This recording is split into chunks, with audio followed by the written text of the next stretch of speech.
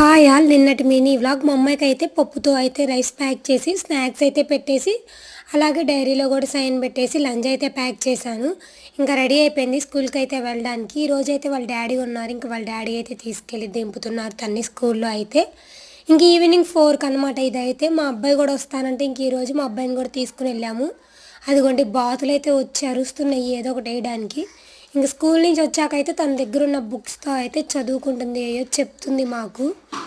ఇంకా next day morning అంటే Wednesday రోజు రైస్ కడిగి పెట్టి క్యారెట్ ఫ్రై అయితే చేస్తున్నాను. క్యారెట్ ఫ్రై అయితే అయిపోయింది. నిన్న బోండాలు వేసాం కదా, ఆ పిండి అయితే ఉంటే ఇంకా దోశలాగా అయితే వేసి ఇచ్చేసాను. అల్లం పచ్చడి అలాగే కారపొడితో అయితే తినేసాము.